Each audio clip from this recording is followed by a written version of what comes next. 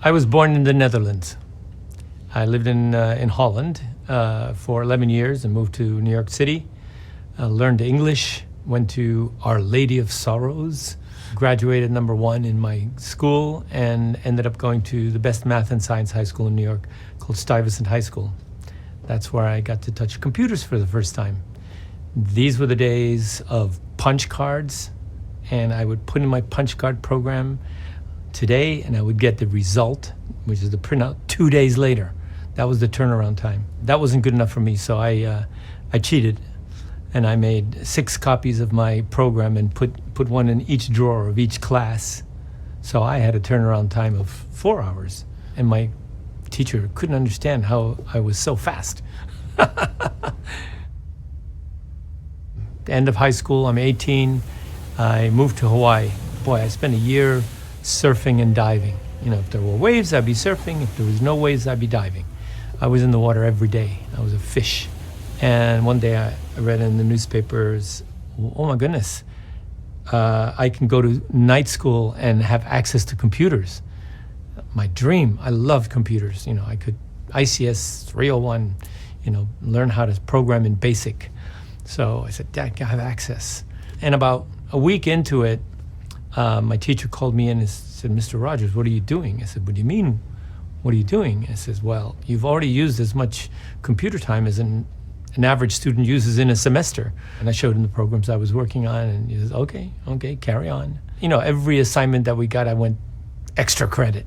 I was so good that he hired me as a TA, and I graded all the papers for the next ICS 301 class. So I actually got a job, which was very useful. People ask me, what did you study? You know, what was your major? And I always say, I majored in computer science and I minored in Dungeons and Dragons. We had a organization at Campus Center called ARG, the Alternative Recreational Realities Group of Hawaii. You know, the first D&D books, they were like little tiny books, and they didn't really have enough information to actually play the game. You had to make up stuff. So we had all these additional rules, and we called them ARG rules.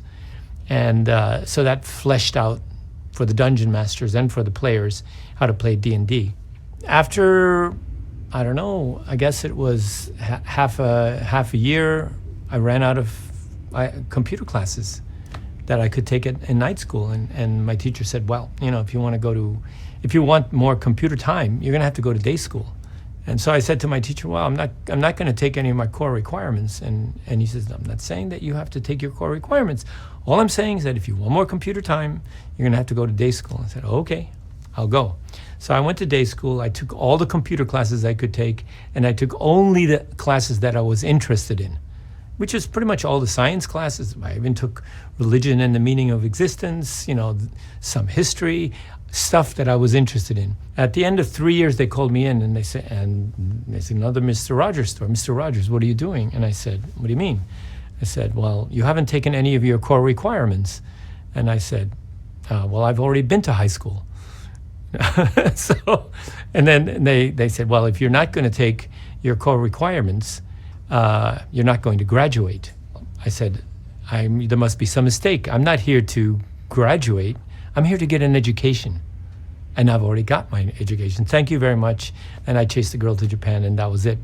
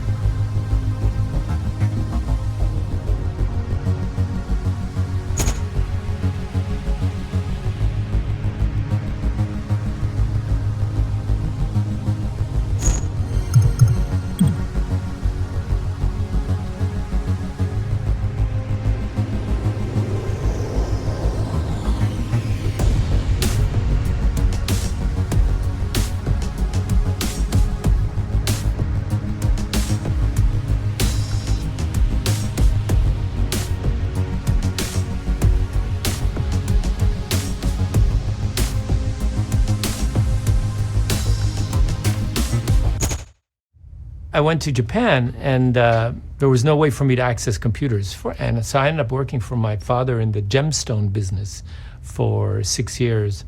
And then personal computers came out, and I go, oh my gosh, this is my chance. Got my whole hands on a computer. I went to Akihabara, which is the electronics center in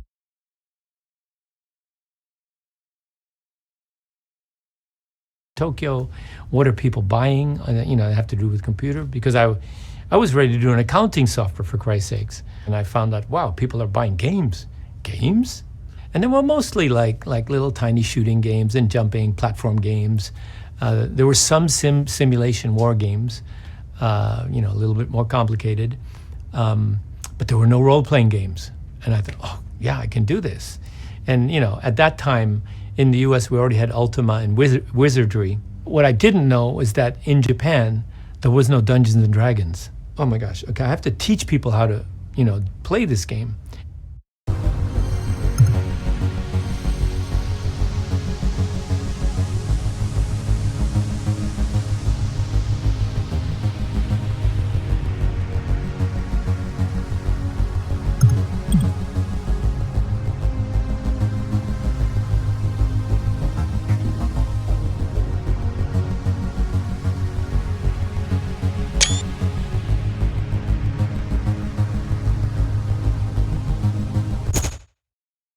I decided I was going to make a game.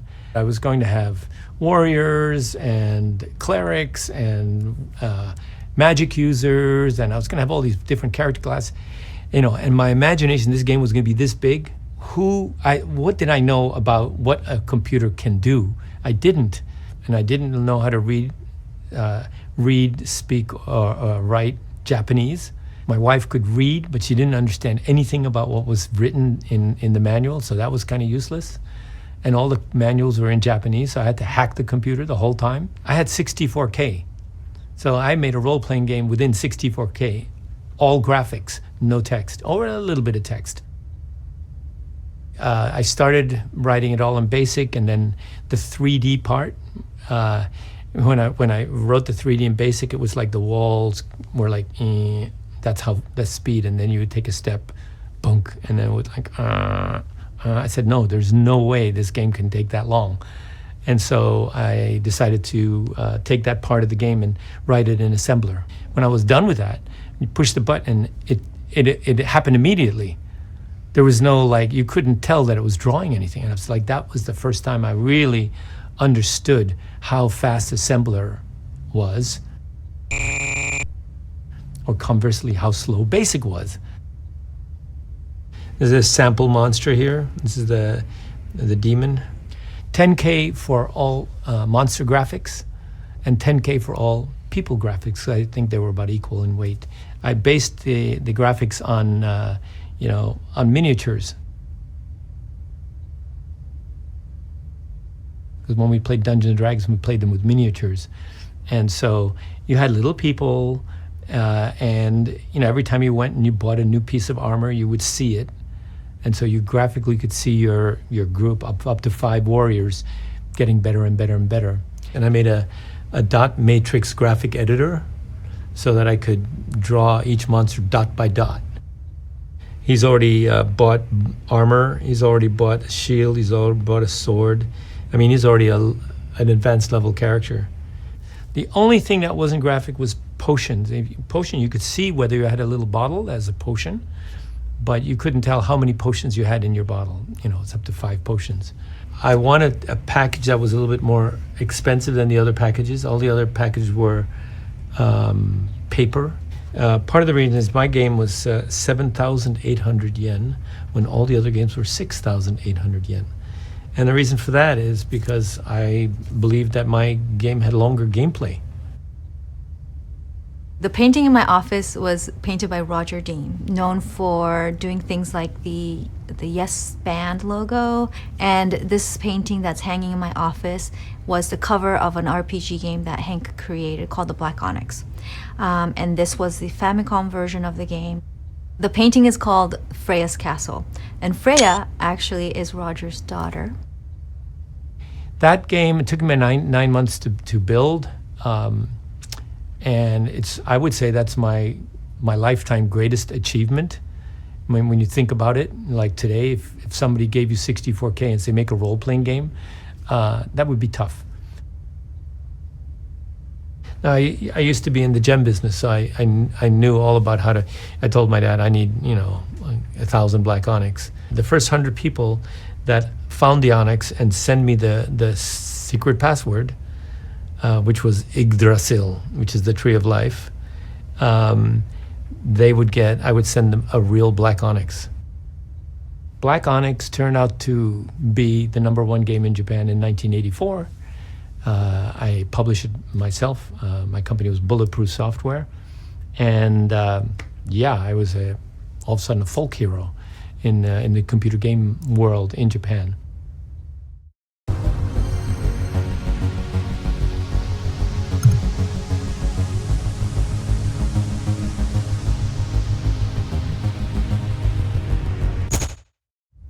I wrote the first 2 games for the company, or for my company. Came to the conclusion that I couldn't do this for the rest of my life. Basically, writing a computer game is a full-time job. In fact, it's more than a full-time job. I was running the company and I was making computer games. And you can't do both. I had to choose. And so I started traveling around the world, looking for games to bring to Japan. Here we are in Earl's Court. This is the 1988 Personal Computer Show.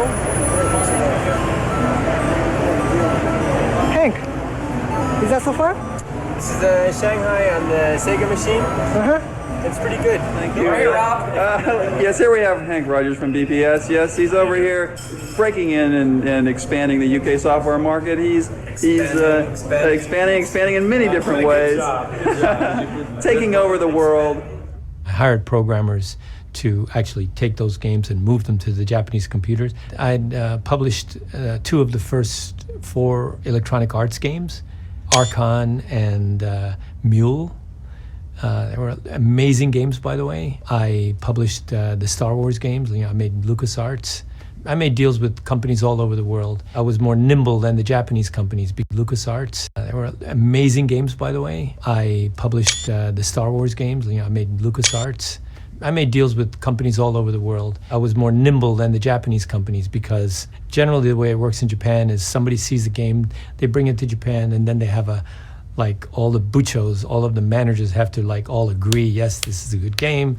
And that takes too long. I'm the president of the company, I could make the decision. I spoke English, I had that advantage and I used it. I licensed a bunch of games. And one of the games that I licensed in that way was a little game called Tetris.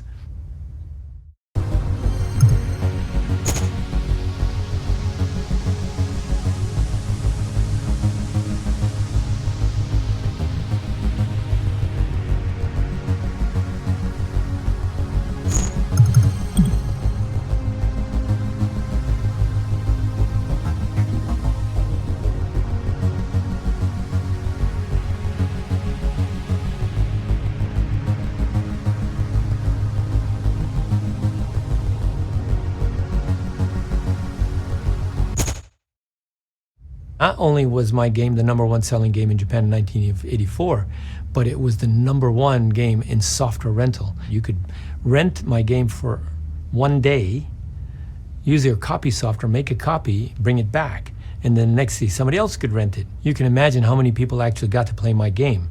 Way more than I sold. And so that was really going to kill our industry. And the magazines were advertising copy tools. Can you imagine? The answer to that, to copy, is Nintendo, because Nintendo was making cartridges. My wife actually read in a magazine that Mr. Yamauchi, the president of Nintendo, plays Go. Wow. And I'd had a submission from a Commodore 64 from England, 9x9 Go. Go is 19x19, but 9x9 Go. And this 9x9 Go was on the Commodore 64, which is a 6502. Nintendo is a 6502. So I knew that the algorithm was going to work. We didn't have to do anything to it. There's no danger of that. All we had to do was change the graphics and the sound and all of that, rebuild that from scratch. No problem. I wrote Mr. Yamauchi a fax. It's Tuesday. Mr. Yamauchi, my name is Hank Rogers. I can make a Go game for your Nintendo machine. I'm leaving for the States on Saturday. I would like to meet you before I leave. Wednesday, I get a fax back. Mr. Yamauchi will meet you tomorrow. I said, wow, that is some fast action there. Okay, so now it's Thursday. Yamauchi says, I can't give you any programmers. And I said, I don't need any programmers. I have programmers. I just need money. And he goes, how much money? And I'm, wow, that's fast. And so I thought of the biggest number I could think of, 30 million yen. And he goes, deal. It's like, whoa, that was fast. That was fast. And that was it. That was pretty much the meeting. I mean, it was over in no more than maybe between 5 and 10 minutes. We had made a deal for $300,000. That's like the biggest number that I've even ever heard of. Okay, fine. So I'm cloud nine and said, okay, I got to contact the guy from England and say, and make a deal with him because I actually didn't have a Go game. So I contacted Alan Scarf in England who had made the game. I said, dude, I'll pay you this much. You got to come to Japan and help me move this game to the Nintendo machine. And Alan Scarf lived in my house for 9 months while we moved the game. Now, to get a computer to play Go is incredible, you know? And now we're talking about a 64K, 8-bit computer playing Go. Are you serious? I mean, the fact that it can play Go at all is incredible. I have little ninjas jumping around collecting the stones. Instead of having a cursor, the stone floated above the board with a shadow, and if you said play there, then it would land on its shadow. It was graphically amazing, and it actually played pretty decently. It's 9 months later, and I'm back in a room with Mr. Yamauchi, and Mr. Yamauchi's fumbling with the controller. I swear he'd never touched the controller before. I was like, are you serious? This is a Nintendo machine. You've never actually, I didn't say this, I'm just being flabbergasted at this whole scene. And he gets frustrated and he hands it over to his underling and he says, I want to go there, I want to go there, I want to go there. And he plays one game with it and he defeats me. He's a 6th degree black belt in Go. Like my father, he's also a 6th dan. I'm a 3rd degree black belt, so I can hold my own. If you give me 3 stones or you're 6th dan, we have an even game. He beats a 9x9 Go algorithm on Famicom. And he says, it's too weak for Nintendo. I said, Mr. Yamauchi, it's a miracle that it plays Go at all. It's plenty strong for children to learn how to play Go. And he says, did you not hear what I said? I said, it's too weak for Nintendo. I had to think fast. I said, Mr. Yamauchi, it may be too weak for Nintendo, but it's strong enough for my company, BPS. Let me publish it. What about my money?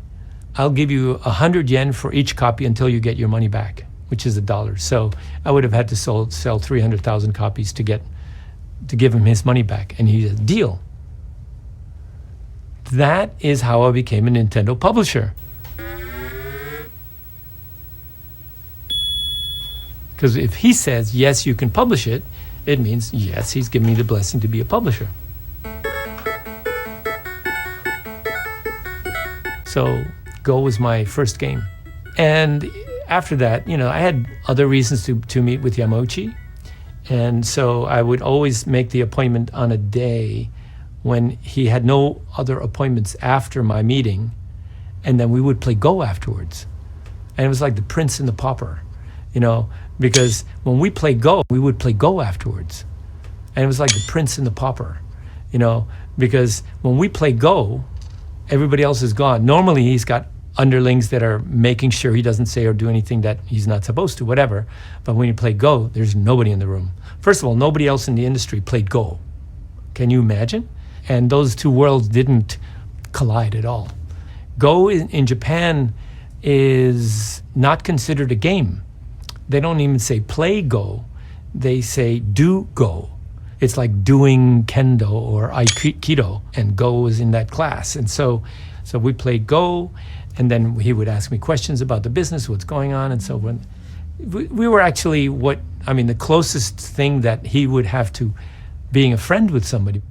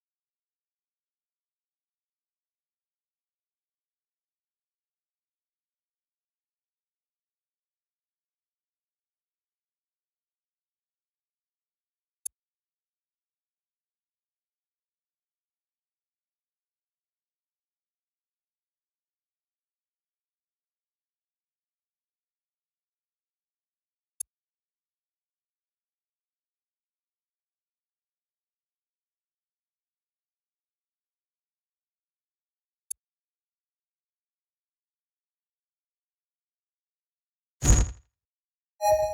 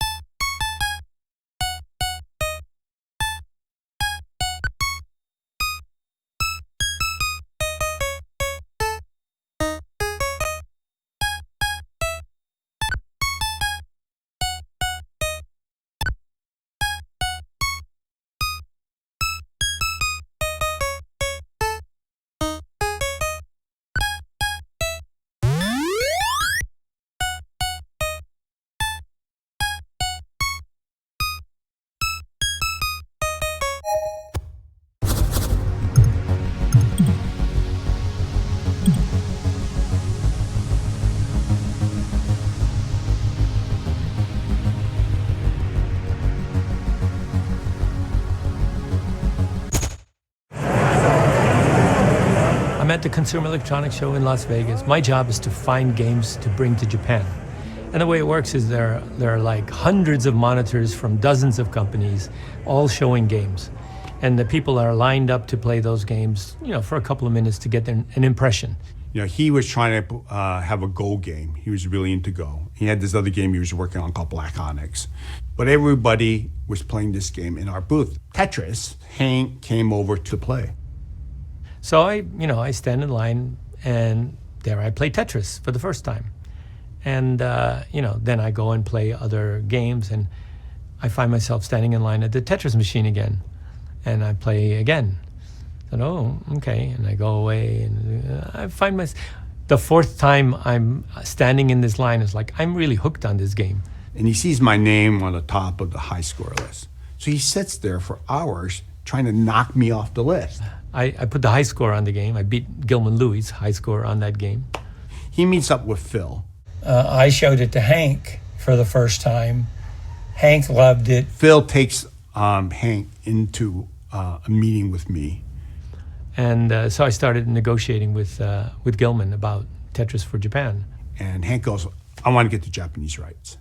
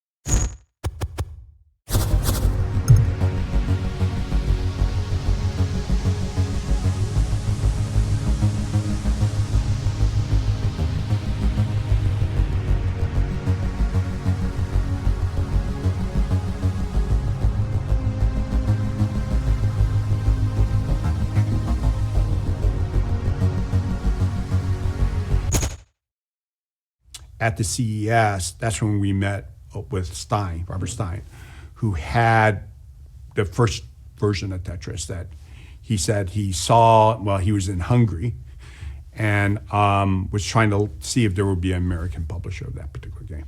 Stein made his career finding interesting products in the East, Eastern Europe, right, and bringing them to the West. A sole practitioner of licensing people's products, identifying potential talent. I think that was an important function at that time, given the fact that it was really hard to go to a place like the Soviet Union. What was interesting was Robert Stein had shot this game to a few other publishers. One of them was to Broderbund.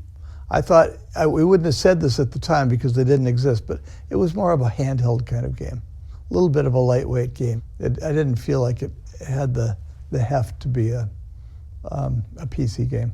I also thought it looked a little messy. It was a story that I heard about where it came from and through whom, but I was dealing with people several steps down the ladder, and I wasn't totally sure of its provenance. There was a producer at that time, Brad Frager. It's kind of a contract producer.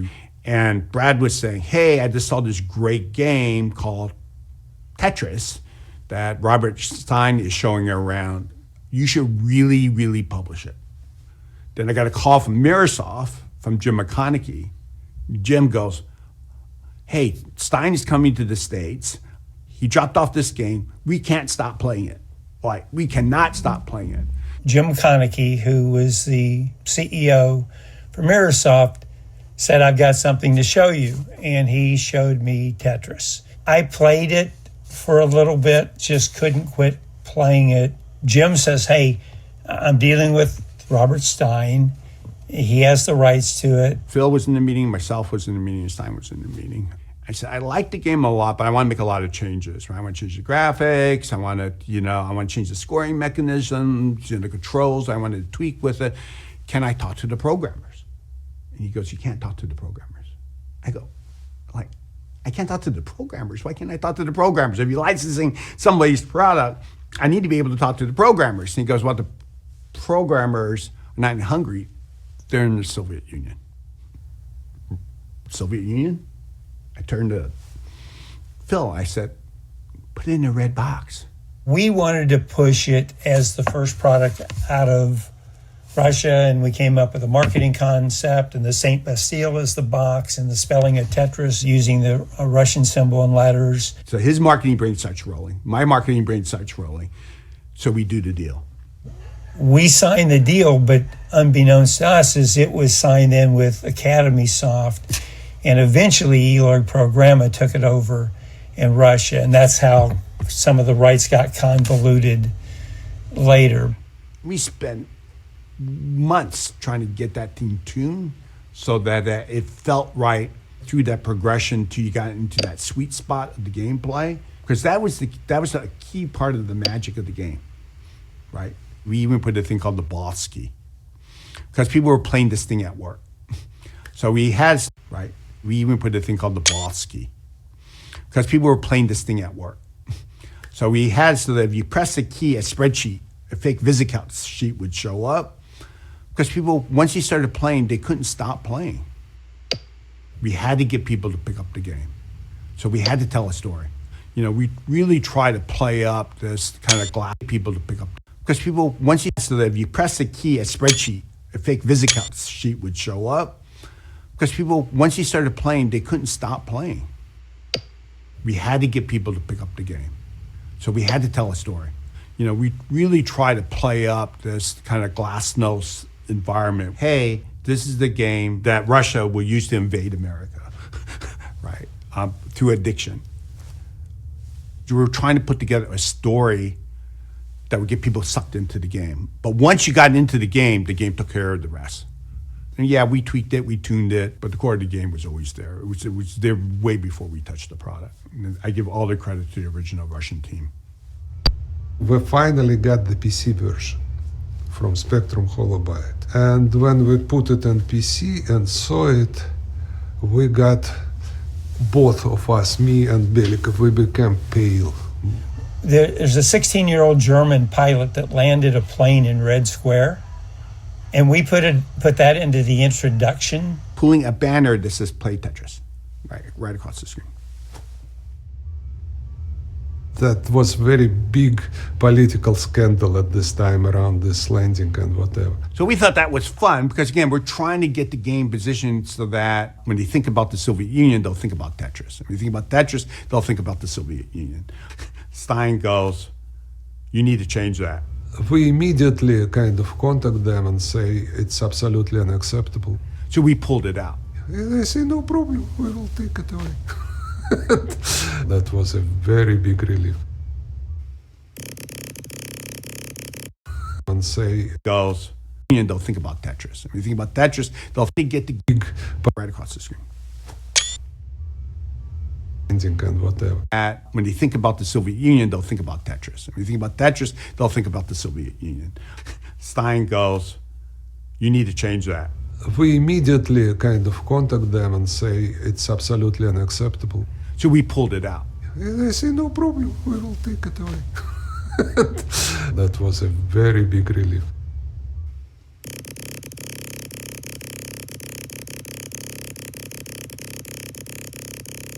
Just so happened, as we were coding up the game, the announcement goes off that it's going to be the first summit, détente, between Reagan and Gorbachev. So that all was part of how we framed it. Like, this is the thing that's going to break through the Iron Curtain.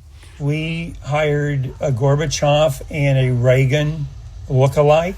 And we started producing ads, a USA Today style ad that says, what's really happening behind these secret meetings, and they had them two playing Tetris. And it was picked up by everybody. We really went all out, TV, media, two playing Tetris. And it was picked up by everybody. We really went all out, TV, media, the whole perestroika. So Tetris was actually launched with the story from the New York Times as the first game from the Soviet Union. And it won Game of the Year at the SBA Awards for 1988.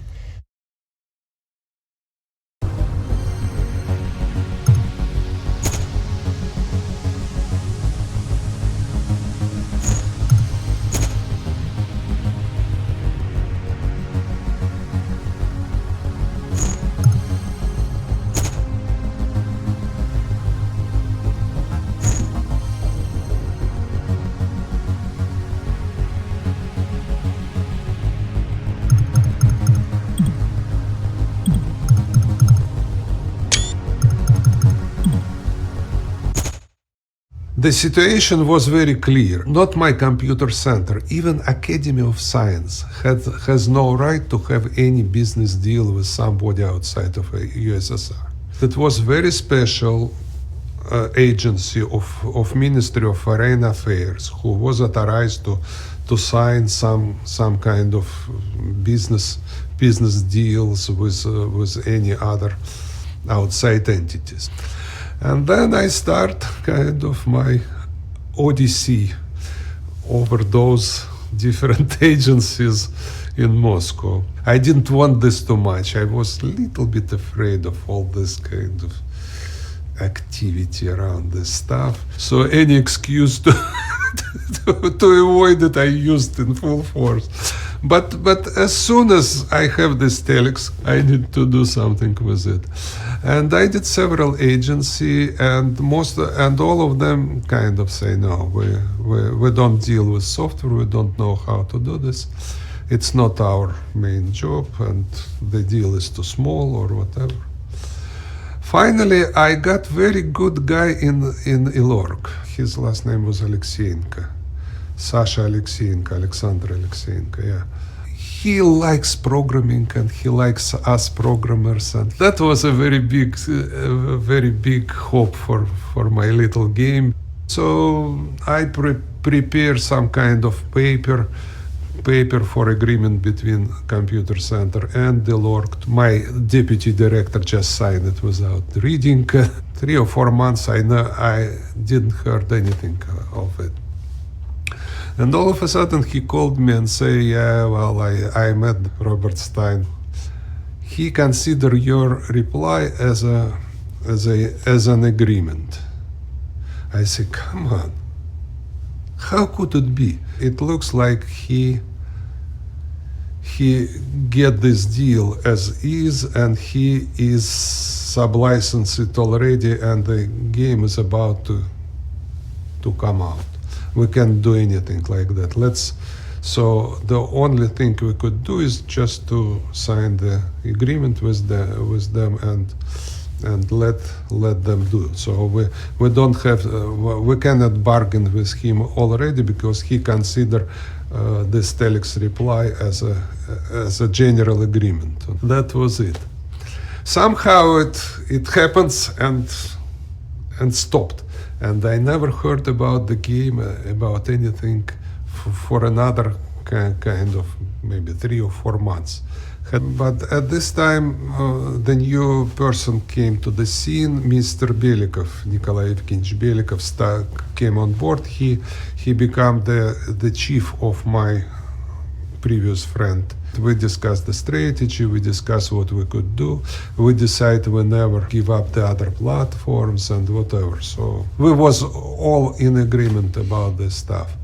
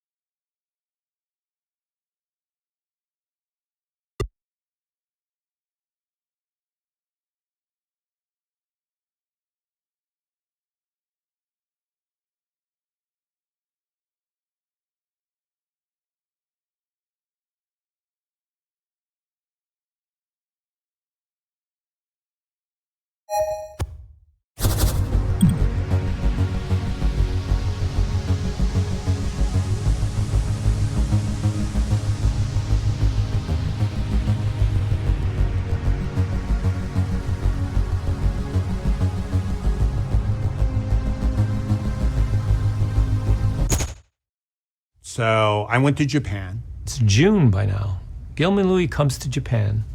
His first stop is the company that put him in business, Japanese company called ASCII, that made a deal to represent Microsoft in Japan. I had a good relationship with Microsoft Japan through ASCII Corporation because they kind of gave me my start, giving me contracts to develop games for the MSX back then. It was a Japanese computer. That was their relationship. So he had to stop at ASCII first. And they were the biggest company in Japan at that time. I showed it to them, but they were, they were not that interested in Tetris. ASCII passed on Tetris. in 1988 because they said Tetris was too retro. Can you imagine? Tetris was too retro in 1988. ASCII is gone, Tetris is still here. I would say ASCII is too retro. So Hank goes, I'll license it. I agree that Hank would be the right partner because Hank loved this product. Like, he loved this product. And I knew he was going to do right by this product. Hank wanted console rights as well. Now, this is pre-Game Boy. Gilman, at that point, licensed me. Of course, it was PC, it was console, it was coin-op, and then he goes back, and we had made a whole deal. So I go back and I call up Microsoft because we jointly owned the IP. The Mirror Group was owned by the Maxwells, and the son of Robert Maxwell. Robert Maxwell was the head of the entire enterprise. But Kevin was trying to build his own sub-publishing group inside this, an electronic publishing group. The CEO was a guy by the name of Peter Bellata. And Peter wanted the rights for Blasteroids. He traded Blasteroid rights for Tetris. 3 weeks later, he calls me and he says, I'm really sorry to say this, but while I was in Japan dealing this, Mirrorsoft has licensed those rights to Tengen, Atari Games / Tengen. I said, those guys absolutely have no presence in Japan. Why would they do that? They traded it for Blasteroids. Blasteroids was a B game at best. I mean, Blasteroid sounds like a condition. Blasteroid, here, take some preparation B. You know, where did I mean, nobody ever heard of Blasteroids after that. Anyway, I was furious, but he wanted the Atari brand. So I go up to Kevin. I said, "This is Kevin Maxwell. I said, this is the worst decision you could ever make. How could you let this game go for a B-class game like Blasteroids?" Kevin was trying to broker the peace between warring American company run by myself, Sphere and Spectrum Holobyte, and Peter Bellata, who was running Mirrorsoft at the time. So the way it worked was, okay, you keep the game rights, but Peter is going to license this off. So I call up Hank and I said to Hank, look, I'm out of it. I said, Gilman, you know, we made a deal. You can't just like walk away and say that, sorry, there was no deal. We have a deal. He said, okay, let me see what I can do. And then what he came back with is, okay, well, I got you the PC rights, you know, the personal computer rights. And that's something. My parent company has ruled that they're going to go with the Brits. The Brits have licensing it to Atari or Tengen, right? You need to go talk to them if you want to get the rights for the cartridge rights.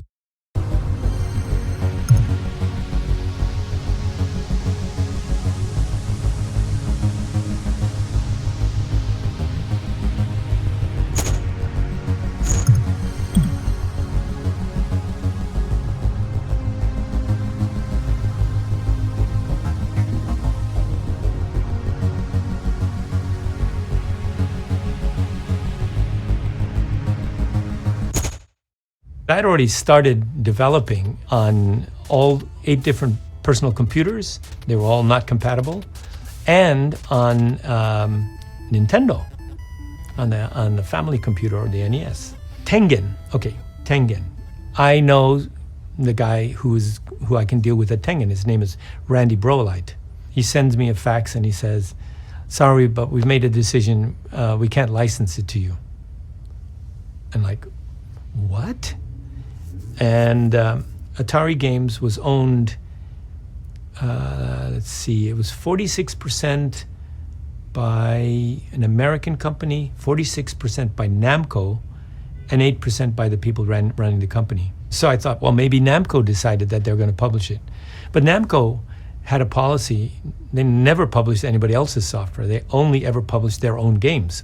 I remember being at a trade show, and I ran into Iwatani. Iwatani is the creator of Pac-Man.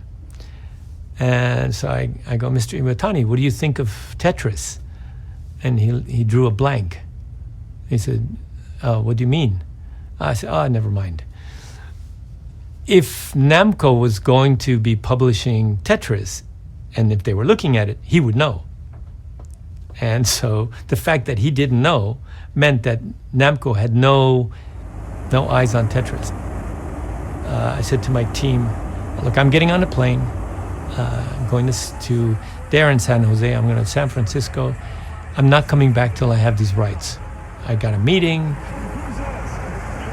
Remember the table with Van Elderen, Nakajima, Randy Brolite, and I was explaining that I had already made a lot of progress with Van Elderen, Nakajima, Randy Brolite, and I was explaining that I had already made a lot of progress on Tetris, and it took me 10 days. You know, I remember having sushi with the president of Atari Games, Nakajima, and on a napkin we made a deal. That's how I end up being able to publish Tetris in Japan. So I thought.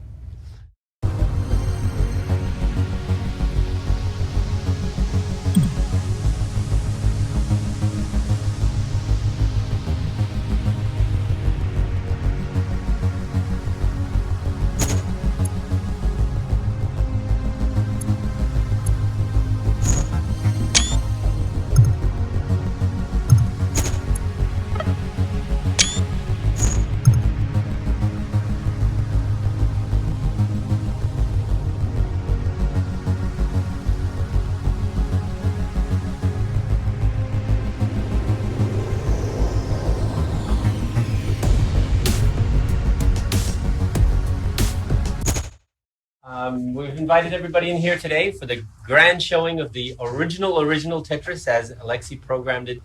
The machine is an Electronic 60, and Alex came up with the idea to program Tetris, and he thought about it for 10 days and programmed it for about 4 days. And this is the result of his effort. So Alexei, I'm still on level 5, and I could increase the speed on the fly. oh really? Yes. I did that by accident the other day. How does that work? Yeah, you just push the 4 button, and now here we go. We're on the level 6. Oh, I see. It's a one-way thing. Ah, Exactly. see? My scoring system was a little bit complicated. I had invented some new additions to Tetris. One contribution that Hank made that most people don't know about was the single, double, triple Tetris. The idea of clearing 4 lines at a time, and that gives you the highest score. Like that was Hank. In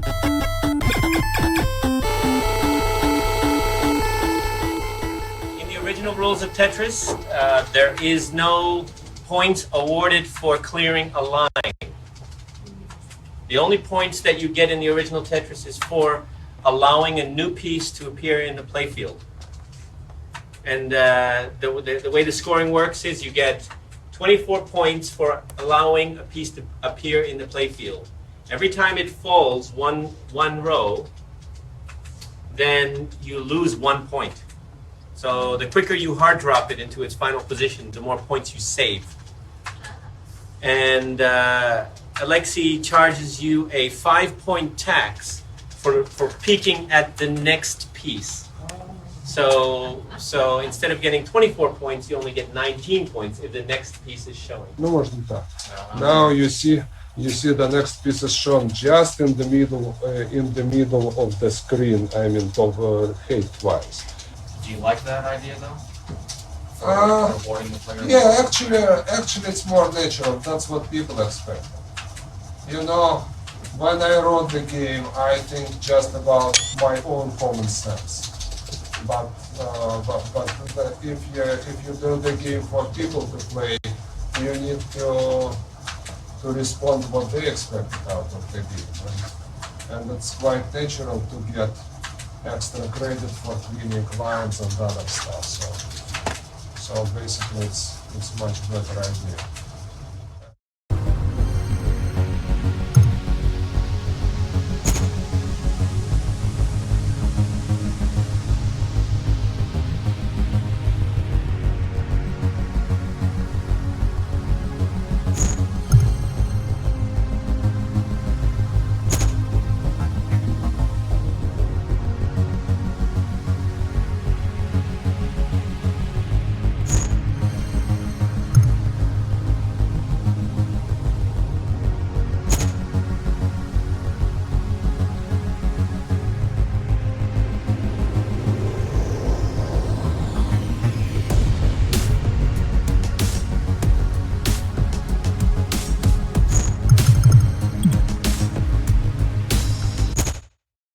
I used to play Tetris in arcade.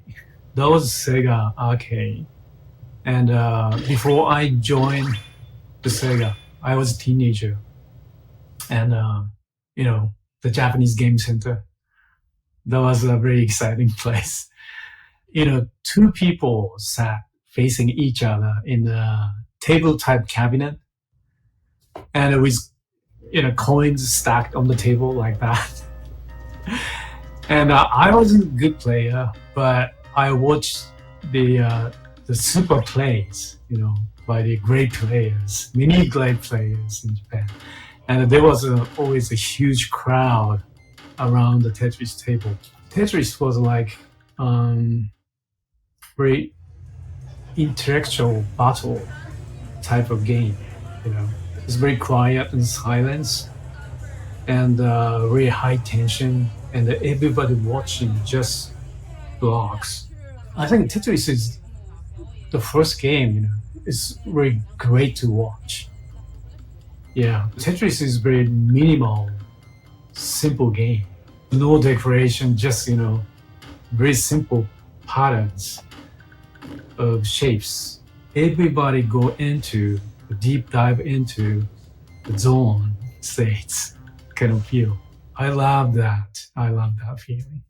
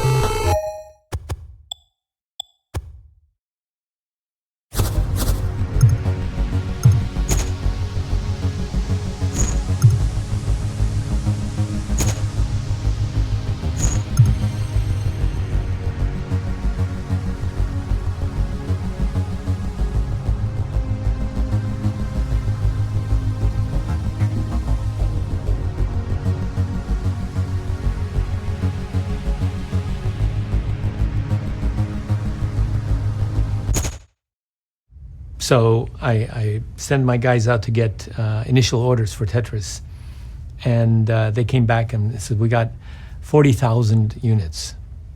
And 40,000 is not enough, because in order for you to get a repeat order, you have to sell through at least 200,000 copies. And so I made a meeting with you, Mr. Yamauchi, again. So, Mr. Yamauchi, I think I have one of the greatest games in the history of computer games. And my guy, I don't know whether it's my marketing that sucks or whether my sales guys suck. I don't know. But we've only been able to get 40,000 units. Well, he calls in Miyamoto. Miyamoto's the guy who made Mario and Zelda and everything. He called him Miyamoto. Miyamoto, is this a great game? And Miyamoto says, yes. And it's, wow. So, and how do you know? It says, because your secretaries and accountants are playing at lunch and after work. And then he calls in Imanishi. He's the number 2. He goes, Imanishi, I want you to put Nintendo's seal of approval on this game. I was like, whoa, that's like the seal of good housekeeping. And I want you to call every distributor and tell them to order more. I was like, wow, this is some serious action that's going on here. I remember there was a moment when Yamauchi actually thought, you know, he could buy Tetris from me and then let Nintendo publish it. And he said, you'll make much more money if you let me publish Tetris and I'll pay you royalties. And I said, that may be true, but Tetris is my game. The only way that I would give you Tetris is if you would give me Mario. Okay, you got the point. So thank you very much. Go back to Yokohama. Mr. Imanishi calls me back the next day and says, please, please, please don't make me put the seal of approval on the game, because if I do, then every other company is going to want a seal of approval, and then I have to set up a whole department figuring out which games have, you know, get the seal of approval or not, and then it's just going to be a huge headache. So, but I'll call every distributor for you and make them order more. Okay, I thought, well, shoot, you know, as long as I get the orders, I'm fine. So he calls distributors, and we got another 30,000, which is like, oh, come on, you know? So Christmas comes, the distribution has puts our games in all the stores, and it's not selling through. Nobody knows what Tetris is. You know, it's not a game that you can look at an ad and say, oh, I want to play that game. No, you have to play Tetris. And so distributors then, the stores started panicking, the distributors started dumping. Dumping means selling below their cost. I got my guys calling everybody, said, do not dump your software. This is a different pattern from every other game. People have to play the game before they can want to, it'll take off, but it takes off slower. Well, end of January, every place was sold out. and every place was clamoring for more. Beginning of February, we got orders for 200,000 units. Where am I going to get the money for 200,000 units? Because at that time, the way that it worked is you had to pay Nintendo cash up front. Then basically, they go into manufacturing. 2 months later, you get your delivery, it goes into the store. Then you get paid back. So it's 2.5 months before you get your money back. $2.5 million, $2 million, $10 or 1,000 yen a cartridge. And so I went to the bank, and the bank says, where's your collateral for $2 million? And finally, I convinced my wife to convince her family, her father. Basically, they put up all of their real estate, all of it.